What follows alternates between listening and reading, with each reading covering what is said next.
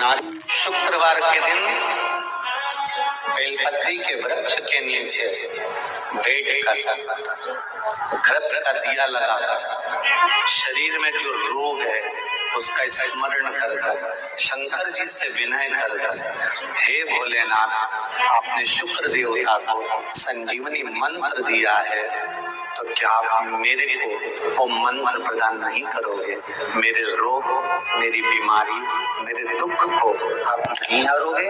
शिव से कहो, ये शरीर आपने दिया है और भजन करने के लिए दिया है, स्मरण करने के लिए दिया है, कीर्तन करने के लिए दिया है, तो संभालोगे भी आप।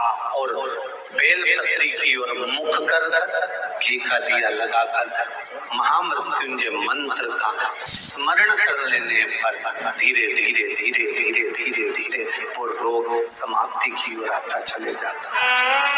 ये तुमरो का नाम कोई साधारण नाम नहीं है। पंच बेलपत्र, पंच पुष्प, पंच दुर्वा और पंच पात्र जल।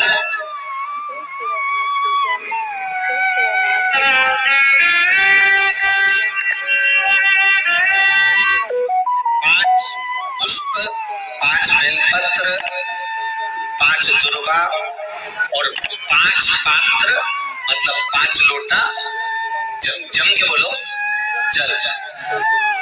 ये कोई साधारण नहीं। पंच बेलपत्र के साथ, पंच पुष्प के साथ, पंच दुर्वा के साथ, पंच पात्र जल के साथ, ये सहजता नहीं है। बहुत ध्यान दीजिएगा। बहुत जिन जिन बच्चों के विवाह में देरी हो रही हो, बेटा बेटी के विवाह में देरी हो रही हो, या सफेद आंकड़े की जड़ तुमरुका जी के नाम से बांधने के बाद भी गर्भ नहीं ठहर रहा, तो ये नंदीश्वर शिव महापुराण की कथा खगड़िया में जो चल रही है बिहार में, इसके आज शुरू के दिन की कथा का स्मरण करिएगा। 5 बेलपत्र, 5 दुर्वा, 5 पुष्प और 5 लोटा जल। सोमवार के दिन शिव जी के मंदिर में प्रातः के समय पर बाबा को 1 बेलपत्र, 1 दुर्वा, 1 पुष्प, 1 लोटा जल समर्पित कर थोड़ी देर रोककर श्री शिवाय नमस्तुभ्यम या पंचाक्षर मंत्र ओम नमः शिवाय स्मरण कर महामृत्युंजय मंत्र का स्मरण कर फिर बेलपत्र, फिर दुर्वा, पुष्प, फिर जल। ऐसा 5 पंच बेलपत्र, पंच दुर्वा, पंच पुष्प, पंच पात्र जल तुमरुका जी का नाम लेकर समर्पित कर उस जल का आचमन करिए। 5 सोमवार या 7 सोमवार करिए। बाबा गर्भ अवश्य ठहराएगा और संतान अवश्य।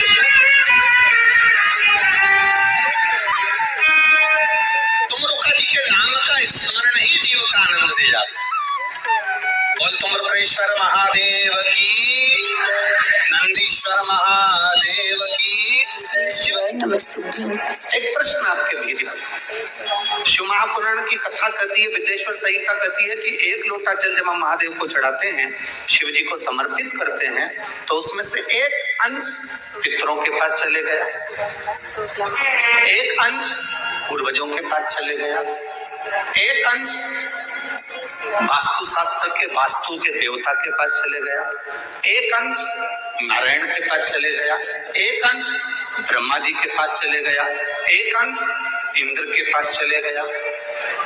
विदेश्वर संहिता कहती है कि शंकर जी पर समर्पित जल के 33 कोटि देवी देवताओं के हिस्से हो जाते हैं केवल 1 लोटे जल में से, 1 लोटा जल में से।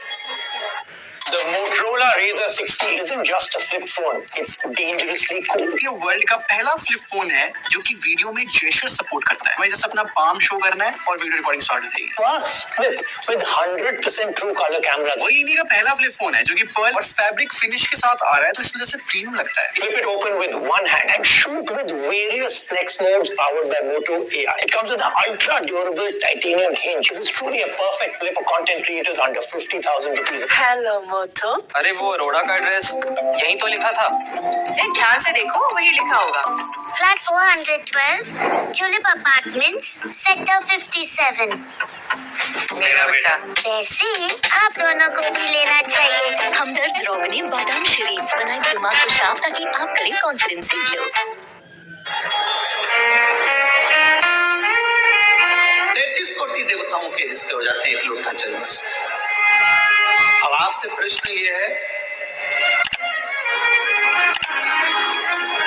जब से शिव महापुराण की कथा टीवी पर चालू हुई, जब से शिव महापुराण की कथा भारत के लोगों ने, विश्व के लोगों ने सुनना प्रारंभ करा, जब से शिव महापुराण की कथा लोग श्रवण करना प्रारंभ करे, सुनना प्रारंभ करे,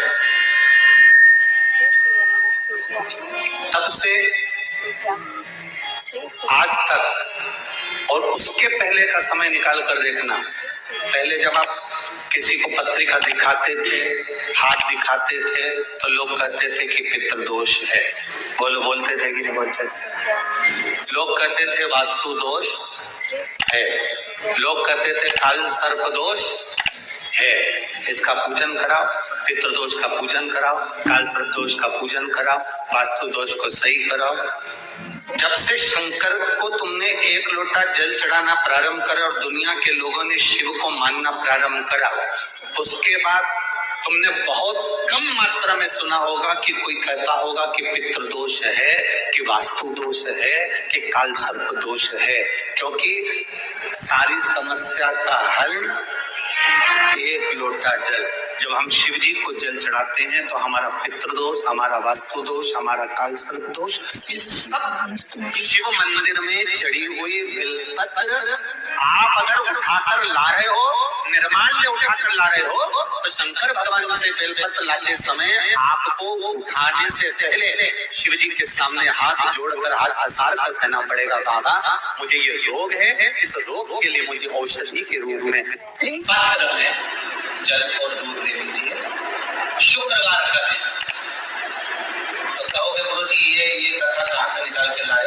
तो विष्णु पुराण में से आप उसको स्मरण कर लाने से विष्णु एक पात्र में देसी गाय का दूध, जल उसमें रखकर, और आपके यहाँ लट्टू गोपाल हो, यदि आपके घर में ठाकुर जी हो, लट्टू गोपाल हो, विष्णु जी का कोई स्वरूप हो, श्री हरि का कोई स्वरूप हो, तो उस पर शुक्रवार के दिन आप संध्या के समय पर दुर्वा डालकर उस दुर्वा से अगर लक्ष्मी जी के नामों का 108 बार उच्चारण कर घी का दिया लगाकर कैसर के चावल साथ में रखकर केवल उस जल और दूध का मात्र छींटा देते हो, तो उसके घर में कभी लक्ष्मी की कमी नहीं आ सकती, संपदा बढ़ती चली जाती है।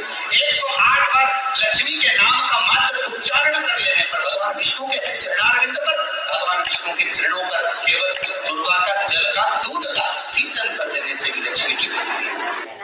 अगर कोई काम अटक रहा है, नहीं हो रहा, बहुत प्रयास करा, तो भगवान शंकर के मंदिर में 5 बेलपत्र चढ़ाइए। और शंकर भगवान की जो छोटी लड़की है अशोक सुंदरी, आपको बताया था ना, अशोक सुंदरी के स्थान, भगवान शंकर की 6 लड़कियां हैं, उसमें से सबसे छोटी लड़की अशोक सुंदरी की जगह पर एक बेलपत्र चढ़ाइए। फिर एक बेलपत्र नंदीकेश्वर पर चढ़ाइए, और नंदीकेश्वर पर चढ़ाने के बाद भगवान शंकर के मंदिर के बाहर चौखट पर दिया लगा दीजिए साइड में, और फिर अपने घर पर आ जाइए, आपका कार्य सफल होना प्रारंभ हो जाए। नंदीकेश्वर। जब दुनिया के लोगों के पास में सुख आ जाता है तब भगवान मुझे सुख देता है, जब दुनिया का भला हो जाता है तब मेरा भला होता है। भगवान मेरी सुनता नहीं, सब राहें बंद है मेरी, कोई रास्ता सूझी नहीं। अगर मौका मिल जाए एक बेलपत्र, गुरु जी ने बताया बेलपत्र के वृक्ष के नीचे शुक्रवार के दिन दीपक जलाने से सुख समृद्धि की प्राप्ति होती है, साथ ही जो भी मनोकामनाएं हैं वो पूरी होती हैं, सभी कार्यों में सफलता प्राप्त होती है। शुक्रवार के दिन बेलपत्र के वृक्ष के नीचे माँ लक्ष्मी निवास करती हैं, और जो भी बेलपत्र के वृक्ष के नीचे घी का दिया लगाता है और जल समर्पित करता है, माँ लक्ष्मी उसके घर धन और सुख सौभाग्य लेकर जाती हैं। छोटा सा वीडियो अगर अच्छा लगा हो तो प्लीज़ चैनल को सब्सक्राइब करिएगा, वीडियो को लाइक करिएगा, ज़्यादा से ज़्यादा शेयर करिएगा। श्री शिवाय नमस्तुभ्यं का जप करने से जीवन के सभी कष्ट दूर होते हैं, सभी दुख दूर होते हैं और पाप दोष से मुक्ति मिलती है।